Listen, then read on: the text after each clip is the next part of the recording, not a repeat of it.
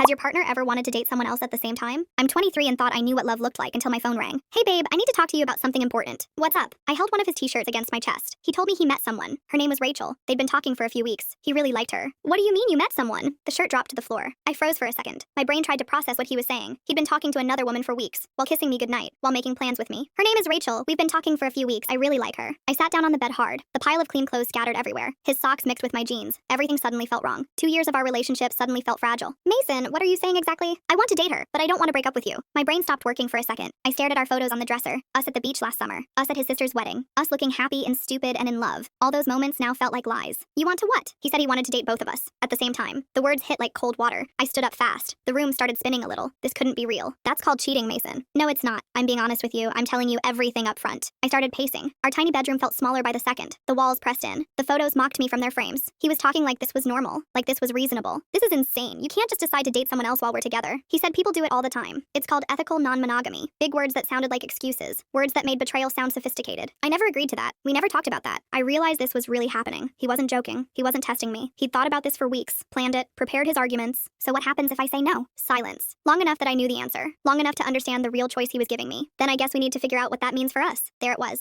The threat wrapped in gentle words. Say yes or lose me. Share me or watch me leave. He'd already made his choice. I was just being informed. I walked to the window. Our neighbor was mowing his lawn. His wife was watering flowers. Normal people doing normal things while my world fell apart over the phone. How long have you been talking to her? 3 weeks. He'd been planning this for 3 weeks. Lying to me for 3 weeks. Kissing me goodnight while thinking about someone else. Making love to me while planning dates with her. Where did you meet her? Our coffee shop. The place where we had our first date. Where he'd told me I was beautiful. Where he'd said he wanted to be exclusive. The irony felt like a slap. Have you kissed her? Another pause. Longer this time. I already knew the answer. The silence told me everything. Once, but I stopped it because I wanted to talk to you first. Liar. He'd already made his choice. This conversation was just him asking for permission after the fact. He'd already crossed the line. Now he wanted me to move the line. I don't understand this. We've been together for 2 years. He said those 2 years had been great. That's why he didn't want to end things with me. But he wanted to add someone else. He wanted to explore what else was out there. Rachel was different from me. She challenged him in new ways. Different from me. Challenges him. Like I wasn't enough. Like 2 years of loving him wasn't challenging enough. I thought about all the nights I'd cooked dinner for him. All the times I'd listened to his work problems. All the mornings I'd brought him coffee in bed. What does she look like? I hated myself for asking. But I had to know. I had to understand what she had that I didn't. She's blonde. About your height, she's a graphic designer. Blonde. Of course she was blonde. I'd always been self-conscious about my brown hair. Now I knew why he'd been distracted lately. Why he'd been checking his phone more. Why he'd seemed somewhere else. Does she know about me? She knew he was in a relationship. She was okay with it. The other woman was fine with sharing him. Why wasn't I? What was wrong with me that I wanted him all to myself? I need time to think about this. Even now he was pushing. Even now he couldn't wait. He said he understood. But Rachel and they had plans this weekend. What kind of plans? Dinner? Maybe a movie? A date? He was going on a date with someone else? Whether I agreed or not, the decision was already made. I was just being consulted. I had to go. He told me to wait. He said he loved me. That hadn't changed. But everything else had changed. Everything. The foundation of our relationship had just cracked down the middle. I hung up the phone. The silence felt loud. I looked around our bedroom, our bed, our dresser, our life together. Everything looked the same but felt completely different. Then I noticed the laundry scattered on the floor. His clothes mixed with mine. I started picking them up, separating them. His pile, my pile. Maybe this was practice. The photos on the dresser stared back at me. All those memories now felt like lies. Had he been thinking about other women in every single picture? Had he been planning this while I was planning our future? I picked up the frame from our anniversary dinner. He'd told me that night I was the only one he wanted. 6 months later we moved in together. Now I was holding the pieces of that promise while he planned dates with someone else. My phone buzzed. A text from him. He said he knew this was a lot, but he really thought this could work. We were both amazing in different ways. Amazing in different ways, like we were collectible cards he wanted to trade. Like love was a hobby he could expand. Like I was just one flavor in his variety pack. I set the phone down without responding. I couldn't find words for what I was feeling. Betrayed felt too small. Confused felt too weak. Humiliated felt closer to the truth. I sat on the edge of our bed. The same bed where he'd whispered he loved me just this morning. The same bed where we'd planned our weekend getaway next month. Would Rachel be coming on that trip too? I looked at the Thai food containers in the kitchen from last week. The movie tickets on my dresser from our date Friday night. The book he'd bought me because he said it reminded him of me. Everything felt contaminated now. Every sweet moment had a question mark hanging over it. Had he been texting Rachel while we watched movies? Had he been comparing us while we ate dinner? I wondered what Rachel looked like when she laughed. I wondered if she was funnier than me, smarter than me, better in bed than me. I wondered if Mason had already decided which one of us he preferred. The laundry pile seemed huge now. 2 years of our lives mixed together in cotton and polyester. 2 years of shared mornings and shared dreams and shared everything. Now I was supposed to share him too. I thought about my parents. Married 30 years. My dad never looked at other women. My mom never questioned his loyalty. They built something solid and safe and boring. Mason said boring wasn't enough anymore. He said he needed excitement, adventure, growth. Apparently I wasn't exciting enough, or adventurous enough, or worth growing with. The phone rang again. I almost didn't answer. Mason Mason said he knew I was upset, but he wanted me to think about it. Really think about it. I was thinking about it. I was thinking about how 3 weeks ago he told me he wanted to marry me someday. I was thinking about how I'd started looking at engagement rings online. I was thinking about how stupid I felt. I called Casey before I could talk myself out of it. He wants to do what now? She said this when I explained everything. I was still sitting on the bedroom floor, still sorting laundry, still trying to make sense of what just happened. Date someone else while dating me at the same time. Casey never held back. That's why I called her first. She said it was the dumbest thing she'd ever heard. Her voice was sharp and angry. The kind of angry I wished I could feel instead of this hollow confusion. He says it's called ethical non-monogamy. She said it was called being a selfish jerk who wants his cake and wants to eat it too. I picked up one of his shirts. It smelled like his cologne, the same cologne I'd bought him for Christmas. Maybe I'm being too narrow-minded. Are you kidding me right now? Casey's voice got higher, more frustrated. She couldn't believe what she was hearing. Neither could I. But here we were. People do this stuff. I looked it up online after he hung up. That was a lie. I'd been too shocked to look up anything, but it sounded better than admitting I was falling apart. Casey said just because people do it doesn't make it right for me. He said if I say no, we need to figure out what that means. So he's threatening to break up with you if you don't let him cheat. The words hung in the air, heavy and true. That's exactly what he was doing, holding our relationship hostage, forcing me to choose between sharing him and losing him. It's not cheating if he's honest about it. The words felt wrong coming out of my mouth, like I was reading from a script I didn't believe. Casey said I sounded insane. Maybe I did sound insane. Everything felt upside down. I don't want to lose him. Casey's voice softened. She said I was going to lose him anyway. This was just a slower way to do it, a more painful way, a way that would destroy my self-respect piece by piece. I heard Mason's key in the front door. He was home early. He never came home early, unless he had something important to discuss, unless he wanted to seal the deal. I have to go. He's here. Casey made me promise not to agree to anything tonight. I promised. Another lie. I was getting good at those. My whole life was becoming a collection of lies and half-truths. Mason walked into the bedroom carrying flowers and Thai food. Our favorite Thai food from the place down the street. The flowers were tulips. My favorite. He remembered my favorite flowers but forgot our relationship was supposed to be exclusive. I brought dinner. He sat down on the bed, patted the spot next to him. Like this was a normal evening. Like he hadn't just blown up our entire relationship over the phone. I know this is a lot to process. I stayed on the floor, kept folding clothes, kept my hands busy so I wouldn't have to look at him. He'd been thinking about this for 3 weeks. He wanted to be sure before he brought it up. Sure about what? Sure you wanted to date someone else? He said he wanted to be sure about how he felt about both of us. Both of us. Like we were equal. Like I wasn't the girlfriend of 2 years and she wasn't the stranger he'd known for 3 weeks. This isn't fair, Mason. What's not fair about it? I'm being completely honest. He was putting me in an impossible position. He said he was giving me a choice. Some choice. Share him or lose him. That wasn't a choice. That was coercion wrapped in pretty words. Most people would call this cheating. He said most people were stuck in outdated relationship models. Outdated. Like wanting him to myself was old-fashioned. Like monogamy was something embarrassing. Something to evolve past. I never signed up for this. People grow. Relationships evolve. He made it sound so reasonable. So progressive. Like I was the problem for wanting something normal. Like I was holding him back from his full potential. What if I said I wanted to date someone else too? His face changed for just a second. Then he smiled. He said if that's what I wanted, we could talk about it. But I could tell he didn't mean it. This wasn't about me having options. This was about him getting what he wanted. I don't want to date anyone else. I want to date you. He said I still could. Nothing between us had to change. Everything between us had already changed. The moment he said her name. The moment he chose her over our promises. So you'll spend time with her and time with me. Exactly. It's not like there's a limited amount of love in the world. Maybe there wasn't a limited amount of love, but there was a limited amount of time and attention and energy. What if I get jealous? He said we'd work through it together. Jealousy was just fear. We could overcome fear. He talked like jealousy was a character flaw. Like being upset about sharing him meant I was broken. I need more time to think. There it was again. The pressure, the rush. He asked how much more time. Rachel was expecting an answer soon. Rachel was expecting an answer. Not me. Not the girlfriend of 2 years. The other woman was setting the timeline. Why is she in such a hurry? She wasn't in a hurry. She just wanted to know where things stood. Where things stand. Like I was the obstacle to their happiness. Like I was the problem that needed solving. I looked at him sitting on our bed, holding flowers and Thai food, looking at me like I was being unreasonable. 2 years ago, I thought he was the one. 6 months ago, we'd moved in together. Yesterday, I was planning our future. Now I was deciding whether to share him with a stranger. The absurdity of it hit me like a wave. This morning, I was a girlfriend. Tonight, I might be a participant in some experiment I never wanted to join. If I say yes, what does that look like exactly? We'd keep doing what we were doing. He'd just also spend some time with Rachel. I asked how much time. He didn't know yet. They'd figure it out as they went. They'd figure it out. Not me and him and me and her. A committee to manage his love life. A board of directors for his heart. And if I say no, he didn't say a word for a long time. Long enough that I could hear my neighbor's dog barking. Long enough that I could hear the clock ticking on our nightstand. Then I guess we'll have to reevaluate everything. Reevaluate. Break up, end it. Move out. Pack up 2 years of memories and start over. Face my friends and family and explain why we didn't work out. I thought about calling Casey back. I thought about packing his stuff. I thought about telling him to choose. But I also thought about losing him. About starting over. About being alone. Okay? The word came out before I could stop it. Before I could think it through. Before I could remember Casey's warning or my own instinct screaming no. Okay? He leaned forward, hope and relief washing over his face. Like he'd been worried I might actually have self-respect. Like he'd been concerned I might choose myself over him. We can try it for a little while. He smiled, huge and bright and relieved. He said I wouldn't regret this. He promised. But I already did. Even as the words left my mouth, I already regretted them. The trial period began the next morning. Mason kissed my forehead before work like nothing had changed. He said he'd see me tonight. Then he mentioned he might be a little late. Coffee with Rachel after his shift. I watched him leave through our bedroom window. He walked differently, lighter, like he'd been carrying a secret for weeks and finally put it down. I called in sick to work. I couldn't imagine sitting in meetings while my life fell apart. I couldn't imagine pretending everything was normal when nothing would ever be normal again. My phone buzzed. A text from Casey asking if I was okay. I wasn't. But I didn't know how to explain that I'd just agreed to share my boyfriend with a stranger. So I didn't reply. I pulled the covers over my head and tried to pretend Tuesday never happened. The first week was almost normal. Almost. Mason came home every night. We had dinner together. We watched our shows. We went to bed at the same time. If I didn't think too hard about it, it, I could pretend nothing had changed. But things had changed. Small things. Subtle things. His phone was always face down now. He used to leave it anywhere. Screen up, notifications showing, no secrets between us.